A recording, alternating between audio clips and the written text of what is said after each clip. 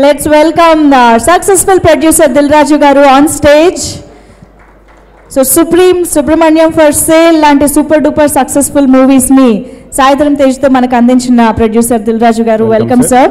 So ముందుగా మిమ్మల్ని మాట్లాడవలసిందిగా కోరుతున్నాము. Good evening everyone.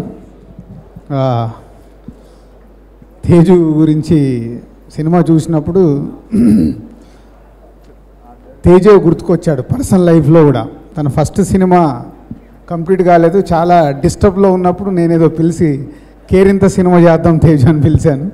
ఆ రోజు తన ఫేస్లో ఉన్న హ్యాపీనెస్, అంటే కేరింత సినిమా మేము చేయలేదు తేజుతో, కానీ ఆ సినిమా గురించి మాట్లాడినప్పుడు ఉన్న ఒక హ్యాపీనెస్ ఈ సినిమా క్లైమాక్స్ కంప్లీట్ అయిన తర్వాత అది నాకు కనిపించింది. సో అంటే ఒక సక్సెస్ అనేది ఒక ఎంత అది కిక్ ఇస్తుంది అంటే అది మాకు తెలుసు. ఫెయిల్యూర్ వచ్చినప్పుడు కుంగిపోతాం. ఆ రోజు మార్నింగ్ షో అయిపోయిన తర్వాత చాలా డిస్టర్బ్లో ఉంటాం, అది మాకు మట్టుకే తెలుసు. అదే సక్సెస్ వస్తే ఫోన్ కాల్స్ వస్తుంటే ఆ ఎనర్జీ మా సినిమా వాళ్ళకి మామూలుగా ఉండదు. సో మళ్ళీ మా తేజుకి ఈ చిత్రలహరితో సక్సెస్ రావడం చాలా హ్యాపీగా ఉంది. Teju keep it up. మళ్ళీ వెనకకు తిరిగి చూడొద్దు, ఇక మళ్ళీ ఫెయిల్యూర్ అనేది దరిదాపులోకి రాకూడదు. అండ్ కిషోర్ తన ఫస్ట్ సినిమా చూసినప్పుడే ఎంత అందంగా రాశాడంటే ఆ సినిమా సింపుల్ స్టోరీ తీసుకుంటూ సింపుల్ క్యారెక్టరేషన్ని డిజైన్ చేస్తూ ఆ హీరోలకు ఆ క్యారెక్టరేషన్ అడాప్ట్ చేస్తూ అద్భుతంగా చేస్తున్నాడు. సో తన 3 సినిమాలు అలాగే సింపుల్ సిటీగా చేసిన సినిమాలే. Kishore all the best. ఇంకా సరిపోలే, యాక్చువల్ నాకైతే నీ స్టామినాకు ఇంకా సరి అయిన సక్సెస్ రాలేదు. మొన్న పర్సనల్గా చెప్పాను, ఇప్పుడు స్టేజ్ మీద చెప్తున్నాను. నెక్స్ట్ నువ్వు కొట్టే బాల్ బౌండరీ బయటపడాలి. So keep it up.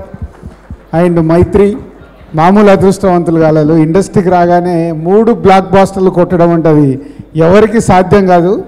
అంటే సక్సెస్ రావడం వేరు, అలాంటి సినిమాలు కుదరడం వేరు. సో మైత్రి మూవీ మేకర్స్కి చిన్న ఒక స్పీడ్ బ్రేకర్తో మళ్ళీ దాటేశారు. సో నేను స్పీడ్ బ్రేకర్ ఎందుకంటానంటే నేను చాలా స్పీడ్ బ్రేకర్లు దాటాను. సక్సెస్లో వెళ్తున్నప్పుడు సడన్గా ఒక జర్క్ వస్తుంది.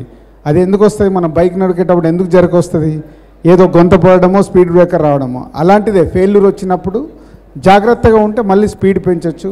మైత్రి కూడా అలాగే మధ్యలో లాస్ట్ వచ్చిన సినిమాలు వర్కౌట్ కాలేదు. సో మళ్ళీ ఈ సినిమాతో వాళ్ళు కూడా ట్రాక్లోకి వచ్చారు.